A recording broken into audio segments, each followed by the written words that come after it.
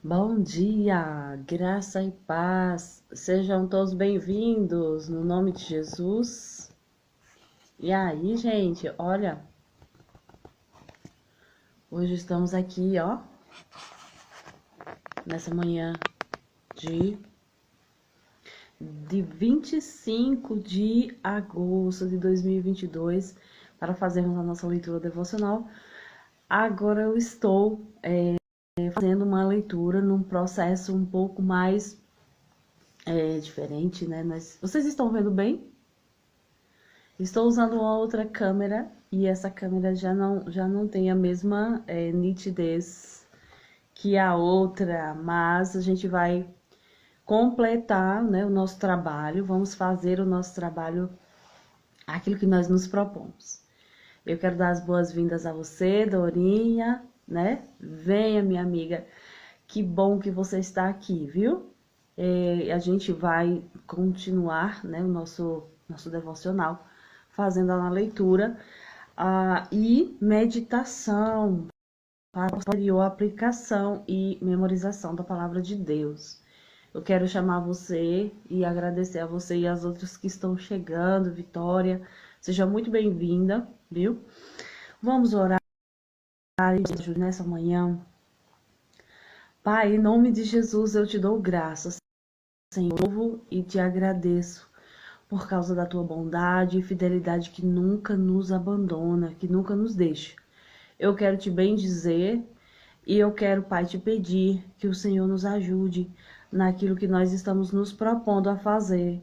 Revelar a tua palavra pelo poder do Espírito Santo, para que caia como uma semente dentro de nós e que nós possamos propagá-la para a glória do teu santo nome. Muito obrigada no nome poderoso de Jesus. Amém, amém, amém. Sejam bem-vindos, irmão Sérgio. Vamos lá de leitura. Você já está aí, né, a postos com a sua Bíblia. Hoje nós estamos no capítulo 6 de 1 Coríntios. Nós estamos aprendendo bastante, né, com a leitura de 1 Coríntios, porque a gente sabe que os problemas, as dificuldades, aquilo que Paulo escreve para a igreja de Corinto pode ser exatamente a nossa realidade hoje, no que se refere a ter que lidar com as nossas carnalidades, com as nossas dificuldades, com as nossas meninices. Mas, né, aquilo que nós não temos como aquilo que nós ainda não sabemos, o Senhor vai nos ajudando. Então, vamos lá, o capítulo 1, o versículo 1 diz assim, ó. Se algum de vocês tem alguma coisa contra outro irmão, como se atreve a ir à justiça e pedir a um tribunal pagão que decida a questão em vez de levá-la aos santos, para decidirem quem de vocês está certo? Vocês não sabem que os santos irão julgar o mundo? Assim sendo, se vocês vão julgar o mundo, por que é que não podem decidir nem mesmo essas causas menores sem importância entre vocês? Então, na igreja de Corinto, eu também tinha essa dificuldade, né? Essa divisão de ficar processando o outro irmão por causa de questões que não conseguiam resolver. Eu vou pegar o tablet, que a letra é maior, só um instante, é rapidinho.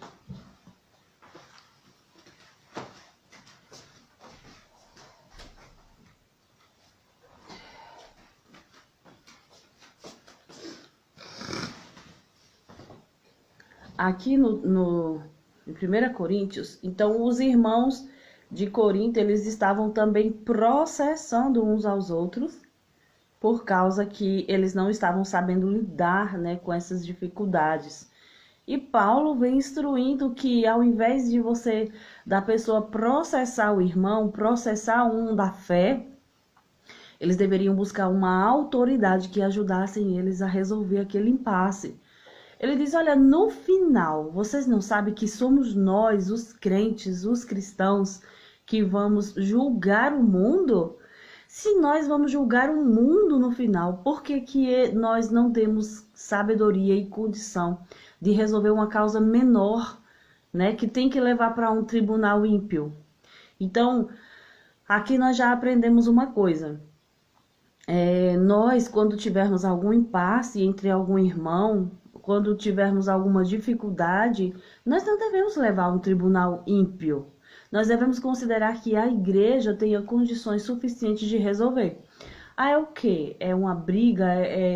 É algo que a gente não consegue resolver? É alguma contenda? Chama alguém que tem autoridade na igreja, chama alguém que possa conciliar, alguém que possa orientar, para que não tenha que ir parar no tribunal, não é verdade? Mariana, sim, seja muito bem-vinda, viu? Também. E ele orienta que nós não devemos colocar os nossos irmãos na justiça. Vocês sabiam disso? Vocês já haviam, claro, né? Já estavam lendo a Bíblia e a gente já vê que uma vez que existem coisas que é entre irmãos, entre os da fé, a gente deve se amar tanto e se relacionar de um modo, de um nível que nós podemos buscar resolver entre nós mesmos. Sabe, a Bíblia, olha o que ele sugere, olha o que ele sugere. Ele diz assim, não, aqui, se vocês têm conflitos legais, por que levá-los para fora da igreja a juízes que não fazem parte dela? Eu digo isso para envergonhá-los. Ele está citando assim porque na outra questão que ele corrigiu, ele disse, eu não digo isso para envergonhar vocês, mas para instruí-los. Mas agora ele está dizendo, eu digo isso para envergonhá-los. Ninguém entre vocês tem sabedoria suficiente para resolver essas questões? Hoje, graças a Deus, existem muitos na igreja que já têm um departamento jurídico que resolve esses conflitos entre irmãos, que não precisa levar para tribunais ímpios, não é verdade? Então, quando você tiver uma causa que você não conseguiu resolver, não conseguiu conciliar, não conseguiu entrar num acordo com o irmão da igreja, procura o departamento jurídico da igreja, apresenta a causa, nada de ficar às escondidas, mas apresenta mesmo, porque vai ter alguém que vai orientar, tem alguém que vai resolver, ou que vai pelo menos buscar uma forma de conciliar de modo mais pacífico, para que nós não venhamos a dar mau testemunho processando um crente, né? Processando um irmão cristão, porque não sabemos resolver as coisas. A Bíblia diz que a gente, ou então deve sofrer o dano. Olha, ele sugere isso aqui. Ele diz assim, em vez disso, um irmão processa outro irmão diante dos descrentes. E ele faz isso com uma exclamação no final, como modo de estar assombrado com essa questão, né? É como se ele estivesse assustado com isso. O simples fato de terem essas ações judiciais entre si já é uma derrota para vocês. Por que não aceitar a injustiça sofrida? Por que não arcar com o prejuízo? Eu não sei que prejuízo era, a Bíblia não cita aqui, mas o que nós estamos lendo aqui no versículo 7 é que Paulo está dizendo que quando nós tivermos uma dificuldade, um impasse, algo mal resolvido com os irmãos da fé, ao invés da gente correr para a justiça, a gente deve considerar, dependendo do que seja, você vai sofrer o dano porque é seu irmão. Ah, mas é uma injustiça. Aí ele diz, por que não aceitar a injustiça sofrida? Olha, eu vejo assim, eu não vou desfazer, claro, discutir, mas se for uma coisa muito grave, muito séria, a primeira pessoa que precisa saber é a autoridade da igreja. Vocês concordam? Ah, tem um irmão que roubou algo meu. Isso, quem resolve? É o tribunal ímpio? É o juiz ímpio lá no fórum? Não, quem resolve isso é alguém que tem autoridade espiritual, que tem sabedoria divina para dizer, olha, se tem um irmão meu que ainda está roubando, então a liderança tem que saber, porque precisa corrigir, precisa ajudar esse irmão. E você tem duas opções, ou você perdoa aquilo que aconteceu com você, porque agora é do irmão da fé, ou você leva para alguém que tem autoridade dentro da igreja para resolver. É a palavra de Deus que está propondo para nós. Se a gente não concorda aí, já é outra situação, né? Em vez disso, vocês mesmos cometem injustiças e causam prejuízos até contra os próprios irmãos. Então veja que tinha muita confusão e muita bagunça naquela igreja. E também reparem que não é diferente da igreja hoje, que tem muita confusão, né? Nós lembramos das carnalidades que eu coloquei aqui. É que com essa câmera ficou um pouquinho diferente, que eu tive que dar um zoom. Mas era carnalidade, era briga, contenda, divisão, era até dívidas, né? Coisas que haviam acontecido muito sérias entre um e outro, entre os irmãos. Aí ele sugere, por que vocês não aceitam a injustiça sofrida? Às vezes era algo que era pequeno, que era simples de resolver. Eu digo, não digo como existem casos tão graves, mas quando é algo grave, tem que ser resolvido dentro da própria igreja. Por quê? Só se a outra pessoa não for considerar a palavra de Deus. Mas a palavra de Deus, ela tem a forma correta de resolver qualquer conflito. Seja entre irmãos, seja entre esposo e esposa, seja entre parentes, seja entre somente a igreja como um todo, a gente tem como resolver. Aí aqui diz assim: vocês não sabem que os injustos não herdarão o reino de Deus? Não se enganem. Aqueles que se envolvem em imoralidade sexual, adoram ídolos, cometem adultério, se entregam a práticas homossexuais, são ladrões, avarentos, bêbados, insultam as pessoas ou exploram os outros, não herdarão o reino de Deus. Então, existem muitas causas que é o seguinte, de patrões que colocam, que tem os funcionários. Por exemplo, existem membros da igreja que trabalham para cristãos, outros cristãos que também são crentes, cristão crente é demais, outros cristãos, e eles como empregados, quando saem de lá, eles vão na justiça, colocar o irmão na justiça, porque ele quer os direitos dele, né? E aí a Bíblia diz, ele está sugerindo que, por que você não sofreu dano? Né? Por que não sofreu dano? Ele fala de uma avareza. Tanto tá errado, e a palavra de Deus e a igreja pode instruir os irmãos a equilibrar. Tanto o que contratou um funcionário e não registrou e não agiu de acordo com a lei, como também aquele irmão que quando saiu, que se sentiu injustiçado, foi lá na justiça e foi reaver os seus direitos trabalhistas. Então ele não hesitou e botou o irmão na justiça. O irmão mesmo da igreja, o irmão cristão. E isso é uma das coisas que Paulo está instruindo, que essas coisas elas devem ser corrigidas, né? Ó. Ninguém que faz essas coisas herdará o reino dos céus. A Natália, isso é pecado? É pecado, porque está contra a lei. Tudo aquilo que é contra a lei estabelecida por Deus, nós devemos buscar agir em legalidade, dentro do aspecto da lei civil, né, para que não venhamos sofrer o dano. Alguns de vocês eram assim, mas foram purificados e santificados, declarados justos diante de Deus, no nome do Senhor Jesus Cristo e pelo Espírito do nosso Deus. Então veja, nós éramos assim, agora nós somos justos, santos, tá vendo? Diante de Deus. Então a Bíblia diz, ela declara para mim e para você, que não há mais condenação para mim e para você. Ele limpou nossos pecados, ele tirou a sujeira que era sobre a nossa vida, mas nós não devemos mais continuar naquela velha vida, né? Aí ele vai falar sobre o pecado sexual. Tudo me é permitido, mas nem tudo me convém, nem tudo convém. Tudo me é permitido, mas eu não devo me tornar escravo de nada. Ó, ele está falando, tá vendo? A respeito de pecado sexual. Tudo me é permitido, mas nem tudo me convém. Tudo me é permitido, mas eu não devo me tornar escravo de nada. Os alimentos foram feitos para o estômago e o estômago para os alimentos. É verdade, mas um dia Deus acabará com os dois. Vocês, contudo, não podem dizer que nosso corpo foi feito para a imoralidade sexual.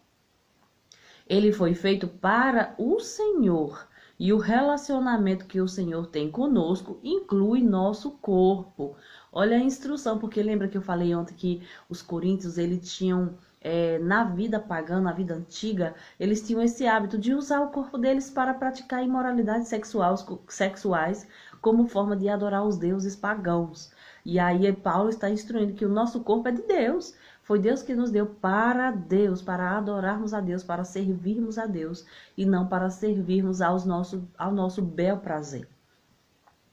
Tanto no que se refere à comida, né, ao estômago, porque tinha gente que come, daqui a pouco o corpo está todo deformado por causa do descontrole, assim como também as práticas da imoralidade sexual.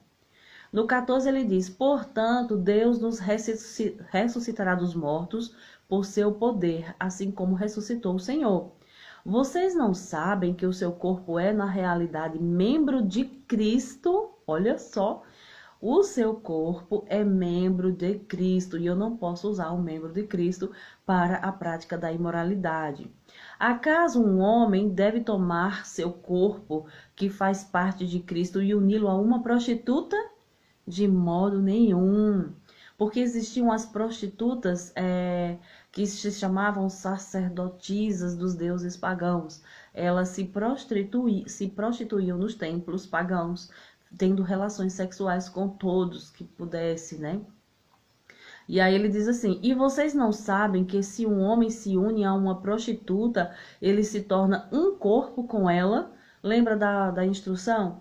Deixará o homem seu pai, sua mãe, se unirá à sua esposa e eles serão uma só carne. Então já imaginou as práticas sexuais quando uma pessoa, um homem se une a uma prostituta ou uma mulher da igreja se une a um homem que é um prostituto, eles se tornam um com essa pessoa, porque a união sexual é uma aliança. É uma aliança porque o sexo foi feito para o casamento. Foi feito para a união conjugal. O sexo dentro da aliança matrimonial, ele é uma bênção. Mas fora da aliança, seja ele qual modo for, ele é pecado, né? É imoralidade. Então, ele está instruindo a respeito disso.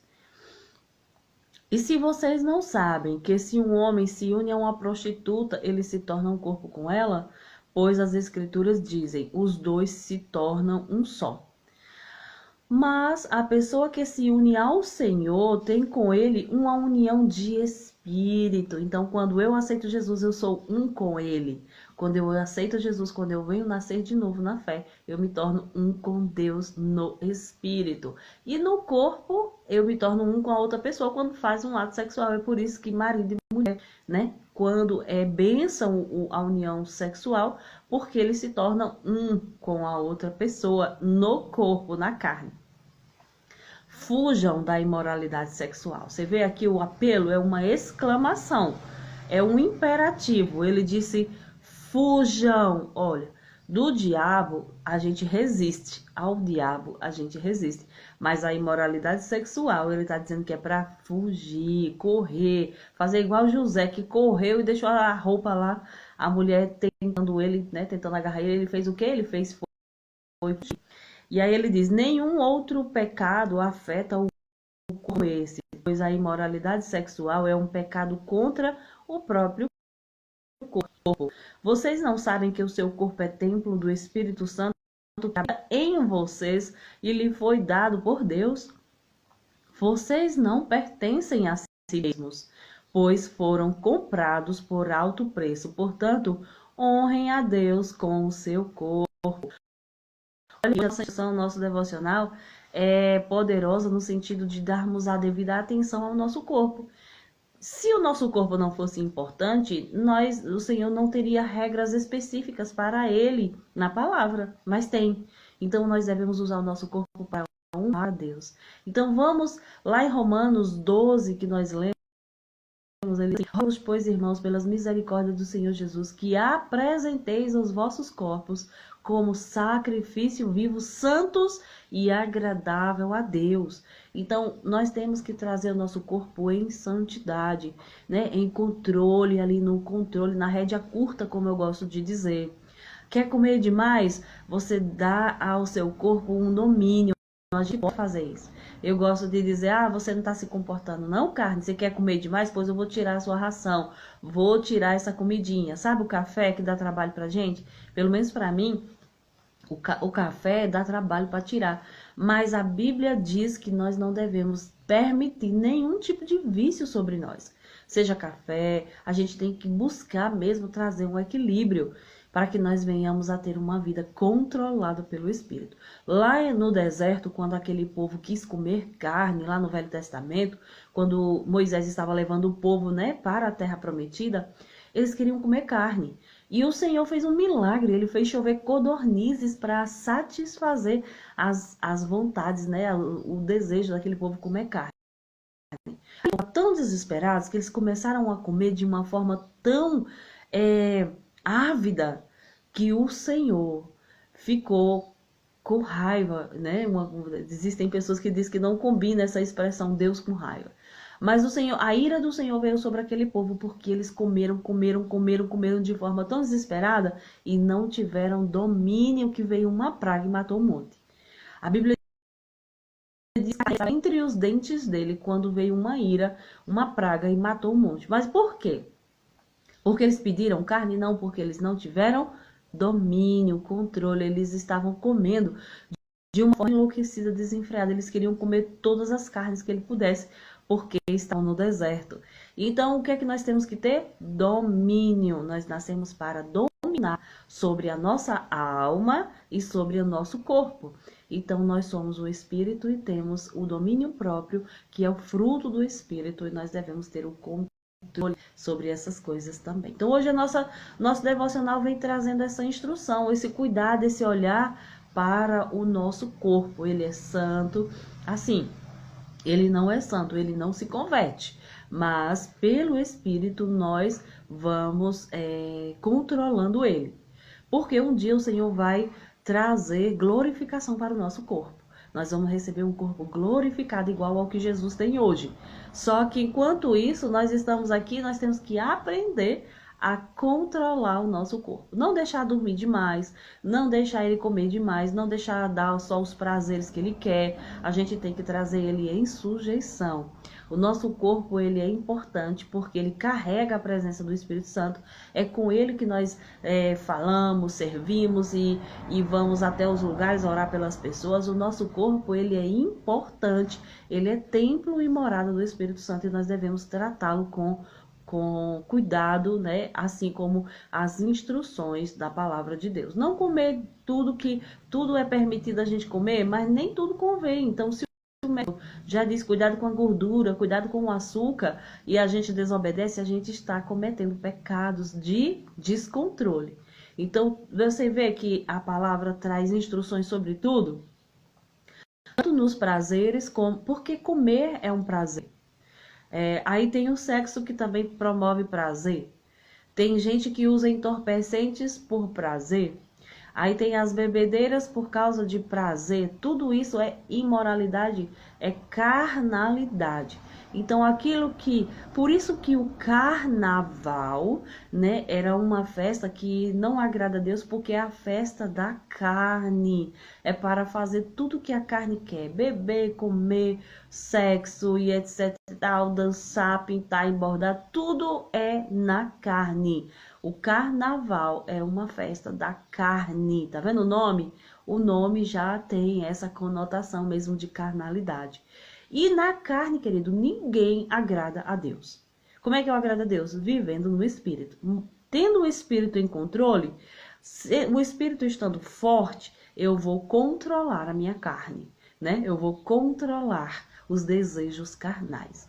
Então a carne, o nosso corpo, ele tem que ser trazido em sujeição, tanto para o exercício físico, como para os prazeres, como para as coisas que a gente acha que é bom, porque de fato é bom, mas tudo é permitido, mas nem tudo não convém. Então eu tenho que tomar cuidado com a carne, amém? Então, as carnalidades eram algo que Paulo está falando aqui no capítulo 6, sobre o aspecto do corpo. E amanhã nós vamos ver o capítulo 7, as instruções que Paulo vai trazer para nós. Então, sabe o que? Agora, faz aquele processo que nós já sabemos. Faz essa meditação. Qual é a área da minha vida que eu ainda preciso de controle, de domínio pelo Espírito? Então, aproveita, faz uma aplicação, que é o passo de número 3. Aplica na tua vida, dizendo assim, não, a partir de hoje, eu não aceito mais que a minha carne me domine. Se eu quero, tipo, dormir não sei quantas horas. Se eu quero comer muito, não consigo parar quando vou comer tal coisa. Eu não consigo deixar esse vício. Pode ser pornografia, pode ser qualquer tipo de vício. Então faz uma aplicação e aproveita, pega um versículo desse, coloca para você meditar, que é o passo de número 4, que é a memorização. Memoriza um versículo, bota ele ali para ficar piscando, coloca ele no celular, na tela ou no espelho do banheiro, em algum lugar, para você ficar meditando nele e trazendo à memória para que você possa se lembrar de ter o domínio naquela área. E se for algo sério, toma uma atitude e faz uma aplicação, tipo, a partir de hoje até o dia tal deste mês, eu acabo com isso. Ou então, amanhã ou hoje, mas faz alguma coisa, toma uma decisão, porque o Senhor espera que nós venhamos a viver de um modo diferente, para que nós não venhamos a perder aquilo que nós já conquistamos. Você sabe que salvação é algo que você pode perder se você não tomar a responsabilidade de andar dentro daquilo que a palavra traz as instruções. Claro que um vício aqui e acolá, outra coisa, um pecado que você comete na tentativa de deixar, não vai trazer perda da sua salvação, mas você precisa mostrar para o Senhor Jesus que você está mesmo desejando. Eu e você, né? Que eu não quero viver mais assim. Então, 1 Coríntios 6, de 1 a 20, né? Nós já terminamos. Isso. Obrigada, Vitória. É porque algumas pessoas chegaram depois e eu não consegui fixar o comentário. E aí, Vitória tá me ajudando aqui, ó. O pastor Adriano conseguiu entrar agora e nós já estamos encerrando. Eu vejo vocês amanhã às 6 horas da manhã. No nome de Jesus, nós vamos dar continuidade à leitura do capítulo 7, né? O que nós tínhamos para aprender hoje, o Senhor já falou. Agora é hora da gente, correr e praticar. Correr e prestar atenção, fazer uma análise da nossa própria vida e graças a Deus que nós temos a pessoa do Espírito Santo. Não precisa, né, que ninguém venha corrigir a gente nessas áreas, porque o próprio Senhor já está nos advertindo, já está nos corrigindo. Então agora, é correr e praticar a palavra de Deus. Beijo no coração de vocês. Eu vejo vocês amanhã às 6 da manhã, se Deus assim nos permitir, em nome de Jesus. Tchau, tchau. Agora vamos ser abençoados praticando esta palavra para a glória de Deus. Amém, Dorinha? Beijo, gente. Gratidão. Eu que agradeço, Vitória, pela companhia de vocês e pela fidelidade. Agora correr para praticar, né? Vamos lá? A gente se vê amanhã no nome de Jesus.